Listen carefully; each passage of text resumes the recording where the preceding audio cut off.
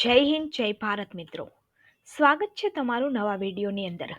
આ વિડીયોની અંદર આપણે જોઈશું કે ખેડૂતોએ અત્યારે પોતાનું ફાર્મર રજિસ્ટ્રેશન કરવું ફરજિયાત થઈ ગયું છે. એની જે છેલ્લી તારીખ છે એ 25 નવેમ્બર હતી, પરંતુ એની અંદર સરકારે ઘણો બધો ફેરફાર છે એ કર્યો છે.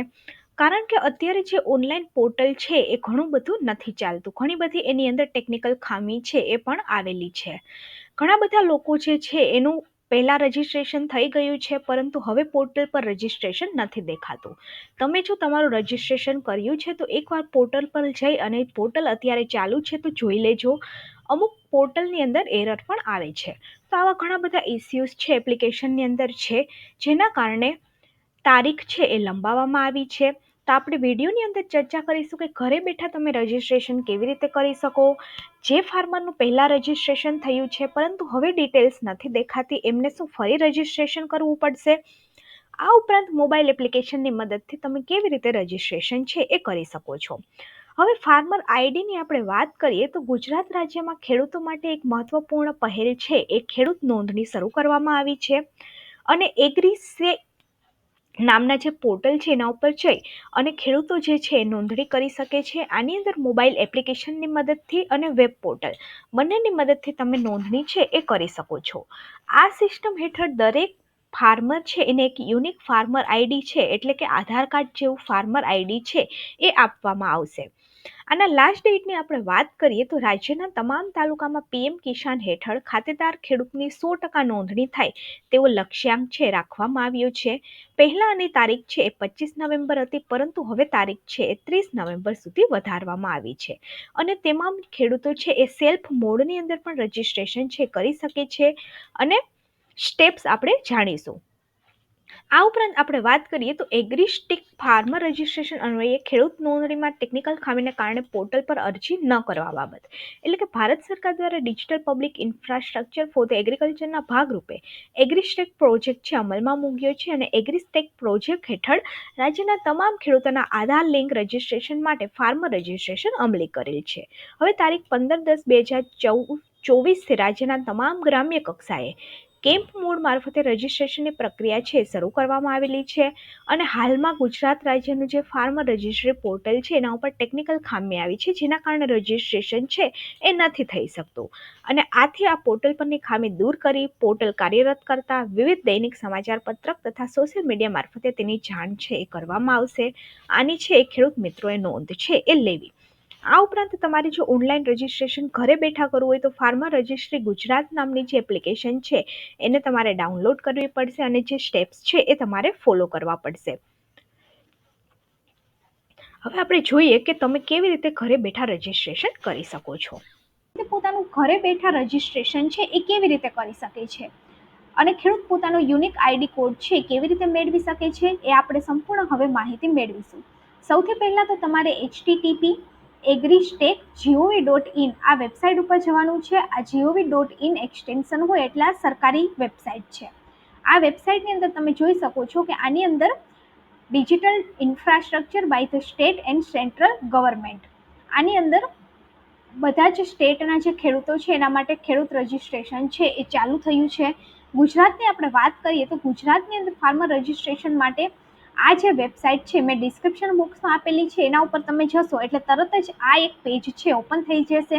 અહીંયા તમે જોઈ શકો છો કે ગુજરાત ફાર્મર રજિસ્ટ્રી અને ગુજરાત રાજ્યમાં ખેડૂતો માટે એક મહત્વપૂર્ણ પહેલ તરીકે ખેડૂત નોંધણી છે એ શરૂ કરવામાં આવી છે. આ સિસ્ટમ હેઠળ દરેક ખેડૂત માટે એક યુનિક ફાર્મર આઈડી છે એ આપવામાં આવશે.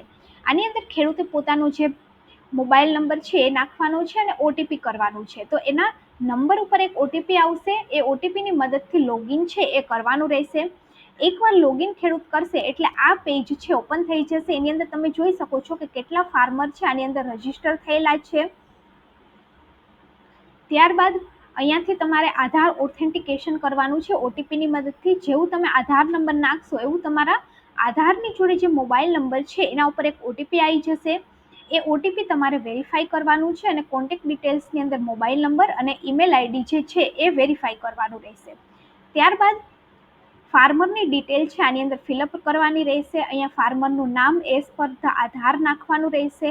ફાર્મર જે છે એ કઈ કેટેગરીનો છે એની કાસ્ટ કઈ છે, એની એજ શું છે, એની ડેટ ઓફ બર્થ શું છે અને name of the match score એટલે કે ફાર્મરનો સ્કોર શું છે એ અહીંયા ઉપર આવી જશે. ત્યારબાદ આઈડેન્ટિટી ટાઈપ એટલે કે સન ઓફ આપણે લખતા હોઈએ ને કે સન ઓફ ધીસ તો તમે અહીંયા જેવું તમારું નામ અને લોકલ લેંગ્વેજ નાખશો એટલે તમારો સ્કોર છે એ મેચ થઈ જશે. ત્યારબાદ ફાર્મરની ડિટેલ છે નાખવાની રહેશે. ફાર્મરની ડિટેલની અંદર ફાર્મરનો પાન કાર્ડ નંબર અને જો માઇનોરિટી રિલિજનની અંદર આવે છે તો અહીંયાથી રિલિજન છે સિલેક્ટ કરવાનું રહેશે. ત્યારબાદ કિસાન ક્રેડિટ કાર્ડની જે વિગતો છે એ એમને અહીંયા પર ફિલઅપ કરવાની રહેશે. ત્યારબાદ એમનું બેંક અકાઉન્ટ ડિટેલ્સ છે એ અહીંયા ફિલઅપ કરી અને એડ કરવાનું રહેશે. એકવાર એડ કરશો ત્યારબાદ રેસિડન્સ ડિટેલ્સ છે આવી જશે. જો કંઈ ડિસેબિલિટી હોય તો એ તમારે અહીંયાથી એડ કરવાની રહેશે. ત્યારબાદ રેસિડન્સ ડિટેલની અંદર તમારું એડ્રેસ, ત્યારબાદ તમે લોકલ લેંગ્વેજ કઈ છે, ત્યારબાદ તમે કયું ડિસ્ટ્રિક્ટ, સબ ડિસ્ટ્રિક્ટ, તાલુકો, વિલેજ અને પિન નંબર છે આટલી વિગતો નાખી અને આગળ વધવાનું રહેશે. આગળ વધશો એટલે અહીંયાથી આવશે કે તમારી જે લેન્ડ છે એ કઈ ટાઈપની છે, એગ્રીકલ્ચર છે અને આ જે ફાર્મર છે લેન્ડ ઓનિંગ ફાર્મર છે અને આ કરશો એટલે તમારા જમીનની જે ડિટેલ છે એ ફેચ થશે. એના માટે તમારે તમારી ડિસ્ટ્રિક્ટ, સબ ડિસ્ટ્રિક્ટ અને વિલેજ છે એ સિલેક્ટ કરી અને તમારો જે સર્વે નંબર છે એ અહીંયા નાખવાનો રહેશે. સર્વે નંબર નાખી અને જેવું તમે સબમિટ કરશો એટલે તમારી કેટલી જમીન છે, કેટલો એરિયા તમારો છે અને તમારી જે જમીન છે એના કેટલા ઓનર છે બધી વિગત અહીંયા ઉપર આવી જશે. ત્યારબાદ રેશન કાર્ડની વિગતો એ બધી વિગતો છે, ફેમિલી નંબર, રેસિડન્સ આઈડી જો હોય તો એ બધી વિગત અહીંયા નાખી અને આ ત્રણેય વસ્તુ ટીક કરી અને તમારે સેવ કરવાનું રહેશે. સેવ કરી અને જેવું તમે આગળ વધશો એવું ફરીથી એક ઓટીપી આવશે અને પ્રોસીડ ઈ સાઇનિંગ કરવાનું રહેશે. ઓટીપી વેરીફાઈ કરી અને અહીંયા તમારા આધાર નંબર અને ઓટીપી નાખી અને ક્લિક કરી અને અહીંયાથી આ જે છે એ સબમિટ કરી દેવાનું રહેશે. એકવાર તમે સબમિટ કરશો એટલે તમારે અહીંયા આવી જશે કે રજિસ્ટ્રેશન સક્સેસફુલ અને your registration has been successful and your enrolment ID is, અહીંયા તમારા આઈડી નંબર આવી જશે અને અહીંયા નીચેથી તમે તમારું જે ખેડૂત આઈડી કાર્ડ છે એને ડાઉનલોડ પણ કરી શકશો. હવે આની અંદર જો તમારો જે સ્કોર છે 50ની ઉપર હશે તો તલાટી જે છે, હવે આ જે એપ્લિકેશન તમે કરી છે એ તલાટી પાસે જશે. તલાટી પાસે પણ એક પોર્ટલ હોય છે અને જો તમારો સ્કોર 50ની ઉપર હશે તો તલાટી છે એનું અપ્રુવલ આવશે અને જો સ્કોર 50થી નીચે હોય તો તમારું અપ્રુવલ છે એ મામલતદાર કચેરી દ્વારા આવશે. તો આવી રીતે તમે ઘરે બેઠા તમારું ફાર્મર રજિસ્ટ્રેશન છે એ કરી શકો છો. તો જો વિડીયો સારો લાગ્યો હોય તો વિડીયોને લાઇક કરી દેજો અને વિડીયોને બીજા લોકો સુધી પણ શેર કરી દેજો એટલે બધા જ ખેડૂતો ઘરે બેઠા પોતાનું રજિસ્ટ્રેશન છે એ કરી શકે.